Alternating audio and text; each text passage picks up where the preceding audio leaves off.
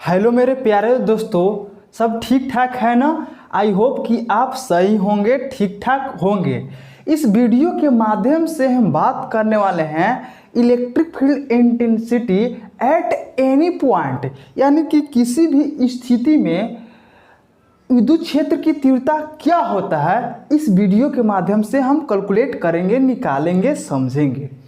ठीक, अगर हमारा पिछले वीडियो नहीं देखे हैं तो किसी के चैनल पर से देख के यहाँ पे आए, या कॉपी में होगा उस फार्मूला को देख के आए। किस फार्मूला की बात कर रहे हैं? एक एक्सिस वाला और एक इक्वेटोरियल वाला, यानी कि एक अक्षीय स्थिति में विद्युत क्षेत्र की तीव्रता और एक निरक्षीय स्थिति में विद्युत क्षेत्र तीव्रता को फार्मूला याद होना चाहिए, तब यहाँ पे समझ में आएगा।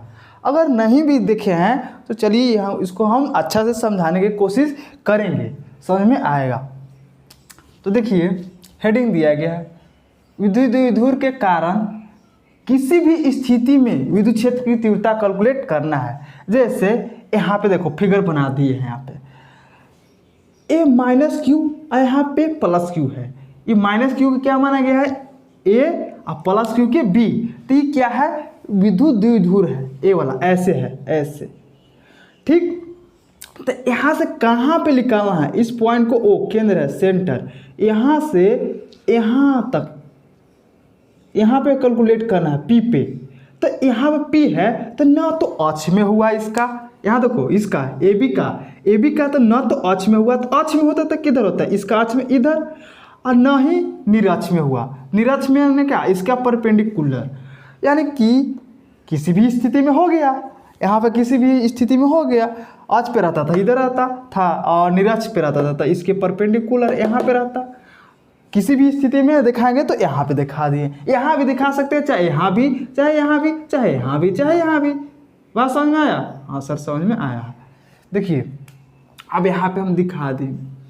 अब जो है इसको क्या किया जा रहा है ना, फार्मूला के आसानी से कैलकुलेट करने के लिए, ज्ञात करने के लिए इसको टू किया जा रहा है। टू का मतलब देखो, ये माइनस की यहाँ है, ऐसे घुमाया जा रहा है। तो इसको घुमाएंगे तो ई वाला यहाँ पे आ गया, ऐसे आ जाएगा।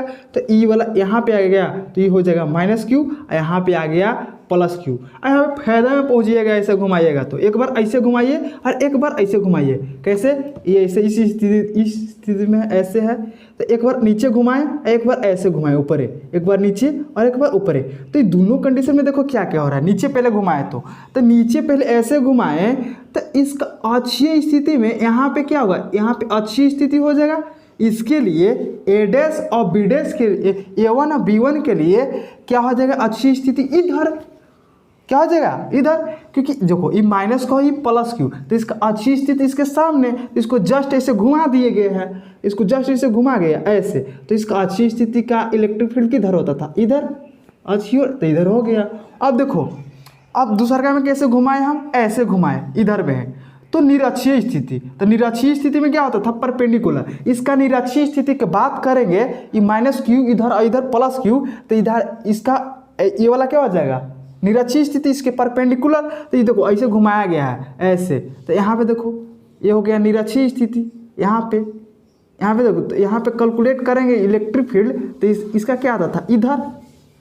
क्या आता था? इधर, ऐसे।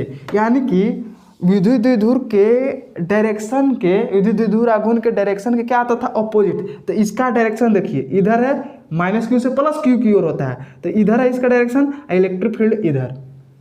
बात समझ में आया? ये निरक्षीय की बात कर रहे हैं, निरक्षीय यहाँ पे इधर है, तो विद्युत द्विध्रुव आघूर्ण के डायरेक्शन के अपोजिट होता है। तो इसके लिए देखिए, इसके लिए क्या है? निरक्षीय। इसके लिए A2 और P2 के लिए ये क्या हो गया? निरक्षीय। इलेक्ट्रिक फील्ड निरक्षीय क्या है? E2। निरक्षीय का इलेक्ट्रिक फील्ड E2 है और अक्षीय का इलेक्ट्रिक फील्ड E1 है। अब देखिए, अब E1 और E2 मिल गया, सही बात। अब देखो, इलेक्ट्रिक डायपोल मोमेंट का डायरेक्शन इधर, माइनस क्यू से प्लस क्यू की ओर, तो यहाँ P है तो इधर। तो कितना कोण बना रहा है? थीटा। इसके साथ इसके देखो, ये थीटा है, ये थीटा है, तो इसके साथ कितना ये थीटा कोण बना रहा है, तो ये वाला क्या हो जाएगा? कोस थीटा में, ये वाला कोस थीटा में। यानी कि जो कोण बना है उसको कोस थीटा में लिखा जाता है, और जो कोण नहीं बना है उसको क्या लिखा जाता है? साइन थीटा में। तो ये देखो ये वाला क्या हो गया, ये साइन थीटा। भाई देखो ये ऐसे है, क्या है, ये ऐसे है,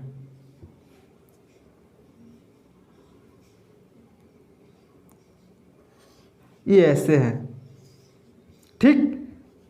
इधर क्या है P, इसके साथ कौन बना रहा है थीटा, तो ये वाला क्या हो जाएगा P कोस थीटा हो जाता है, ये वाला क्या हो जाएगा P साइन थीटा। यही लिखे हैं यहाँ पे। बात समझ में आया? हाँ सर समझ में आया। अब देखिए, अब A1 और B1 के कारण विद्युत क्षेत्र की तीव्रता क्या होगा, A1 B1 A1 B1 यानी विद्युत द्विध्रुव, ध्यान से देखो दोस्त, विद्युत द्विध्रुव A1 B1 के कारण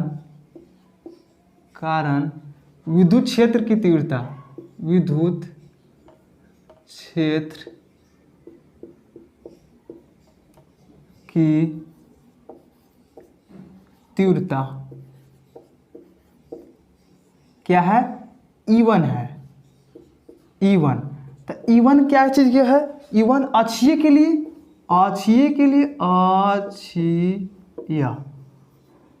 E1 अक्षीय के लिए है। तो अक्षीय के लिए फॉर्मूला क्या होता था, 2p/4πε0r3। ये होता था दोस्त, याद होना चाहिए, अगर नहीं भी याद है तो यहाँ ध्यान में रखना, 2p/4πε0r3। यहाँ पे देखो ये p क्या है, यहाँ से यहाँ तक p कोस थीटा में बदल गया, तो यहाँ पे क्या लिख देंगे p कोस थीटा। अरे समझ में आया, ये एंगल पे घुमा गया है, इसको ऐसे टू कर रहे हैं ऐसे, तो यहाँ से यहाँ तक देखो ये वाला डायरेक्शन देखो, यहाँ से यहाँ तक क्या है p कोस थीटा है, तो यहाँ से लिख दिए यहाँ से यहाँ तक p कोस थीटा। कोई दिक्कत नहीं, कोई दिक्कत नहीं। इसी तरह से लिख सकते हैं विद्युत द्विध्रुव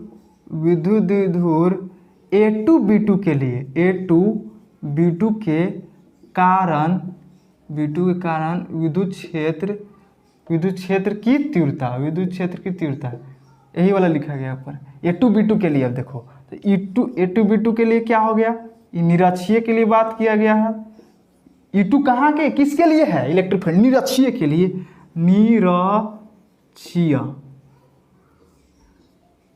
तो बोलो इसके लिए क्या फार्मूला होता था, इसके जस्ट आधा आता था फार्मूला निरक्षीय में, तो p/4πε0r3। तो यहाँ पे क्या लिख देंगे p, और p के जगह पे यहाँ पे क्या लिख देंगे, यहाँ डायरेक्शन देखो, इसका देखो p साइन थीटा, यहाँ देखो p साइन थीटा, ये वाला टूटा गया कंपोनेंट देखो, अब p साइन थीटा बटे 4πε0r3। अरे किसी को देखो स्टूडेंट यहाँ पे कंफ्यूज करता है, कुछ नहीं, ये कंपोनेंट ले लो जिसका विद्युत क्षेत्र निकाल रहे हैं, तो p ले रहा है ना, तो कंपोनेंट लो, खाली p मत लिख देना। इसका कंपोनेंट p साइन थीटा, इसीलिए p लिए, इसका कंपोनेंट देखो p कोस थीटा है, तो इसलिए p कोस थीटा ले लिए, ठीक। अब देखो ये अक्षीय और निरक्षीय में निकल गया। अब रहा बात यहाँ पे समझाना है हमको, ये जो है यहाँ देखो E1 ज़्यादा है कि E2 ज़्यादा है, तो यहाँ पे हम बोलेंगे सर E1 ज़्यादा है किससे, E2 से, क्योंकि देखो यहाँ पे 2 लगा हुआ है, यहाँ पे नहीं लगा हुआ, तो E ज़्यादा है, इसके साथ कौन बना रहा है अल्फा। तो देखो E1 ज़्यादा है तो ये नेट इलेक्ट्रिक फील्ड इधर की ओर झुक जाता है, जैसे कि कोई फोर्स रहे, इधर फोर्स है ज़्यादा, अगर मान लो कि इधर फोर्स 20 न्यूटन, इधर फोर्स 15 न्यूटन, तो जो नेट फोर्स होगा किधर में झुक जाएगा, इधर में है F1 की ओर। अगर यहाँ F1 रहता तो इसी बात यहाँ इलेक्ट्रिक फील्ड में हो रहा है, विद्युत क्षेत्र में हो रहा है, इधर में झुक गया। ओके समझ में आया? हाँ सर आया, पक्का पक्का पक्का पक्का, ठीक है।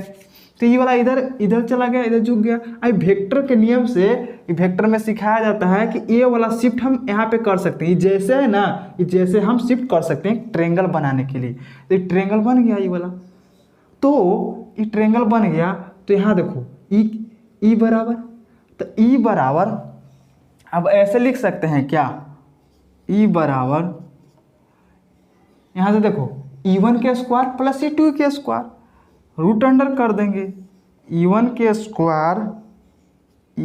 स्क्वायर प्लस E2 के स्क्वायर। अब देखो इलेक्ट्रिक फील्ड एट P पे लिखा रहता है, तो यहाँ P पे लिखा रहे हैं, तो देखो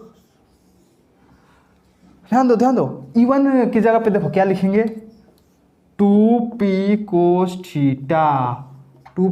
थीटा बटे 4 पाई एप्सिलॉन नोट, और यहाँ क्या आर क्यू के क्या कर देंगे होल स्क्वायर कर देंगे, और फिर यहाँ लिखेंगे क्या p साइन थीटा बटे 4 पाई एप्सिलॉन नोट, और यहाँ क्या आर क्यू के होल स्क्वायर, तो इतना लिखिए तब हम मिटाते हैं। ठीक, चलो मिटाते हैं। दुनिया में हम आए हैं तो जीना ही पड़ेगा,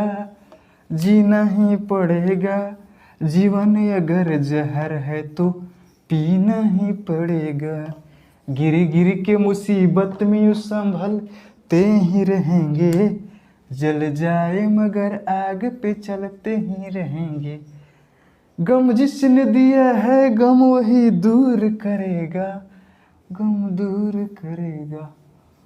चलो दोस्त यहाँ देखो, यहाँ स्क्वायर है तो यहाँ पे हम ऐसे लिख सकते हैं क्या, ज़रा ध्यान से देखें ना, 2p कोस थीटा के होल स्क्वायर, और नीचे 4 pi epsilon naught r q के होल स्क्वायर, क्योंकि पूरे के स्क्वायर है, पूरे के स्क्वायर, इसीलिए ऐसे कर सकते हैं, प्लस p साइन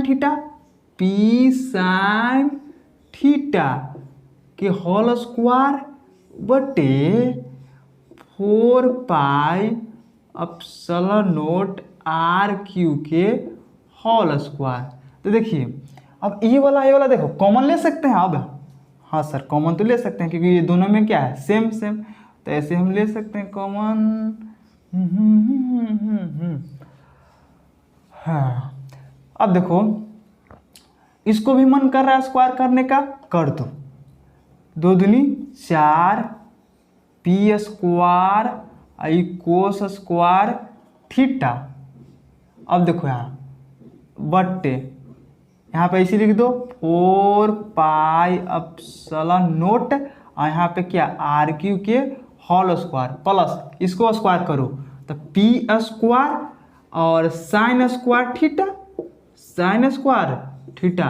मेरे दोस्त ये स्क्वायर आना चाहिए, मेरे मित्र यहाँ आना चाहिए, 4 pi epsilon naught r q के होल स्क्वायर। हाँ सर लिख सकते हैं, कोई दिक्कत नहीं है, कोई बुराई नहीं है। अच्छा चलो, तो अभी क्या कर सकते हैं हम, ऐसे कॉमन ले सकते हैं क्या, दोनों में क्या है 4 pi epsilon naught r q, यहाँ आर क्यू के स्क्वायर, यहाँ भी इतना ही के स्क्वायर, तो ऐसे लिख सकते हैं, यहाँ भी देखो पी स्क्वायर, यहाँ भी देखो पी स्क्वायर, तो ऐसे लिख सकते हैं क्या पी स्क्वायर बटे 4 पाई एप्सिलॉन नोट, और यहाँ आर क्यू के होल स्क्वायर, और यहाँ पे देखो क्या हम यहाँ पे ऐसे लिख सकते हैं, देखो यहाँ बचा हुआ क्या है 4 लिख सकते हैं, यहाँ क्या लिख सकते हैं कोस स्क्वायर थीटा प्लस ये क्या बचा हुआ इसमें साइन स्क्वायर थीटा लिख दिए। अच्छा बात, अच्छा चलिए सर आगे बढ़िए सर। बढ़ रहे हैं। अब इसको मिटा देते हैं ये फिगर के, हाँ सर मिटाइए, कोई दिक्कत नहीं है, कोई बुराई नहीं है।